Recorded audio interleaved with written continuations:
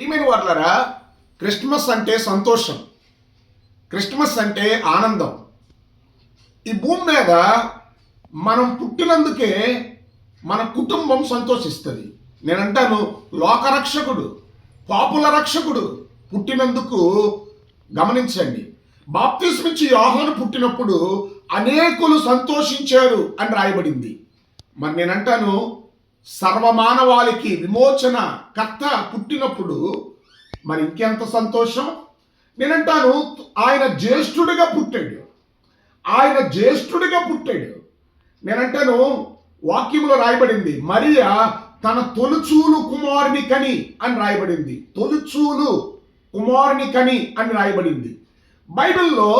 నేను తొలి క్రిస్మస్ విశేషాలు మీతో పంచుకోవడానికి ఇష్టపడతా ఉన్నాను. మీకు ఎంతమందికి జ్ఞాపకం ఉన్నాయి? ఒకసారి నేను చెప్తూ ఉండగా ఈ మాటలు మీరు జ్ఞాపకానికి తెచ్చుకోండి, మీ హృదయంలో ఒకసారి ధ్యానం చేయండి. నేనంటాను, తొలి క్రిస్మస్ అనుభవాలు, తొలి క్రిస్మస్ విశేషాలు మనము ఈ క్రిస్మస్ సీజన్లో జ్ఞాపకాన్ని తెచ్చుకోవడం మనకెంతైనా ఆశీర్వాదకరం, దీవెనకరం. ప్రియమైన వారలారా, కనుక నేను మీకు జ్ఞాపకం చేస్తా ఉన్నాను. తొలి క్రిస్మస్ వార్తాహరుడు ఎవరు అని ఆలోచన చేస్తే గాబ్రియేలు దేవదూత తొలి క్రిస్మస్ వార్తాహరుడుగా చరిత్ర పుటంలోనికి ఎక్కాడు. రెండవది, తొలి క్రిస్మస్ సువార్త ఏంటో తెలుసా? ఫియర్ నాట్, భయపడకుడి, ప్రజలందరికీ కలగబోవు మహా సంతోషకరమైన సువార్తమానం. భయపడకుడి, భయపడకుడి అనేటువంటి మాట ఎందుకో తెలుసా? క్రీస్తుకు పూర్వం 400 సంవత్సరాలు ప్రజలు భయం గుప్పిట్లో, చీకటిలో వారు జీవిస్తూ వచ్చారు. కనుక ఇప్పుడు 400 సంవత్సరాల తర్వాత, చీకటి యుగాల తర్వాత ఇప్పుడు భయపడవలసిన పని లేదు అని చెప్పి చెప్పబడినటువంటి మాట నేను జ్ఞాపకం చేస్తున్నాను. కనుక తొలి క్రిస్మస్ వార్తాహరుడు గాబ్రియేలు, తొలి క్రిస్మస్ సువార్త భయపడకుడి, తొలి క్రిస్మస్ కుటుంబం ఎవరో ఆలోచన చేశారా? నేనంటాను, తొలి క్రిస్మస్ కుటుంబం చట్టబద్ధమైన తండ్రిగా గుర్తింపబడిన యోసేపు, జన్మనిచ్చిన పరిశుద్ధాత్మ ద్వారా జన్మనిచ్చిన కన్యమరియా మరియు యేసుక్రీస్తు, బాలుడైన యేసుక్రీస్తు.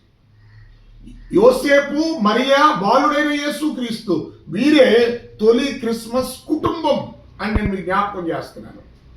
నాలుగవది, తొలి క్రిస్మస్ క్వైర్. మనం ఆలోచన చేస్తే పరలోక సైన్య సమూహము, పరలోక సైన్య సమూహము. మనం ఏ మీటింగ్ పెట్టినా క్వైర్ వారికి ప్రాధాన్యతనిస్తాం. నేను క్రిస్మస్ క్వైర్ ఎవరో తెలుసా? పరలోక సైన్య సమూహము. అంతటా ఆ దూతతో కూడా ఉండి పరలోక సైన్య సమూహము సర్వోన్నతమైన స్థలములలో దేవునికి మహిమ, ఆయనకి ఇష్టలైన మనుషులకు భూమి మీద సమాధానము కలుగును గాక అని చెప్పి గాన ప్రతిగానాలు చేశారు ఈ పరలోక సైన్య సమూహం అనబడిన క్వైర్ పార్టీ వారు.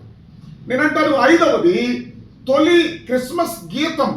ఇప్పుడే నేను చెప్పాను, వారు పాడిన గీతం సర్వోన్నతమైన స్థలములో దేవునికి మహిమ, ఆయనకి ఇష్టలైన మనుషులకు భూమి మీద సమాధానము కలుగును గాక అనేది. తొలి క్రిస్మస్ మార్గదర్శి ఆకాశములో నక్షత్రం, ఆకాశంలో నక్షత్రం, అది తొలి క్రిస్మస్ మార్గదర్శి. నేనంటాను, ఇప్పుడు టెక్నాలజీ డెవలప్ అయింది. మనం ఏదైనా ఒక ప్రాంతం నుండి మరొక ప్రాంతానికి వెళ్ళాలంటే GPS సిస్టమ్ మనం వాడుతూ ఉన్నాం. కానీ ఎప్పుడో పరిశుద్ధ గ్రంథములో GPS సిస్టమ్ జ్ఞానులకు ఆ చక్కటి త్రోవ చూపించిందండి. నక్షత్రం, నక్షత్రం మార్గదర్శిగా చరిత్ర పుటల్లో నిలిచింది. నేనంటాను, తర్వాత మనం జ్ఞాపకం చేస్తాను, తొలి క్రిస్మస్ సందర్శకులు తూర్పు దేశపు జ్ఞానులు, తూర్పు దేశపు జ్ఞానులు. నేనంటాను, వారు ఎంతమంది అనేది బైబిల్లో లెక్క తేల్చబడలా. వారు అర్పించిన కానుకలను బట్టి 3 జ్ఞానులు అని మాట్లాడుతూ ఉన్నారు. కానీ 10 మంది వెళ్ళినా 3 కానుకలు పట్టుకెళ్ళవచ్చు, 30 మంది వెళ్ళినా 3 కానుకలు పట్టుకెళ్ళవచ్చు. కనుక వారు ఎంతమంది అనేది ముఖ్యం కాదు. కానీ వారు తొలి క్రిస్మస్ సందర్శకులుగా తూర్పు దేశపు జ్ఞానులు చరిత్ర పుటంలోనికి ఎక్కారు. తొలి క్రిస్మస్ కానుకలు సాంబ్రాణి, బోళము, బంగారం మనం పరిశుద్ధ గ్రంథములో చూస్తాం. కనుక ప్రియమైన వారులారా, తొలి క్రిస్మస్ ఆరాధకులు పొలములోని గొర్రెల కాపరులు. తొలి క్రిస్మస్ యాత్ర బెత్లెహేము నుండి ఐగుప్తు దేశం వరకు. తొలి క్రిస్మస్ రోదన రామాలో అంగలార్పు. ప్రియమైన వారులారా, ఈ క్రిస్మస్ సీజన్లో ఈ సత్యాలు మీ మనస్సును పెట్టండి. సంతోషంగా క్రీస్తు ప్రభుని ఆరాధించండి.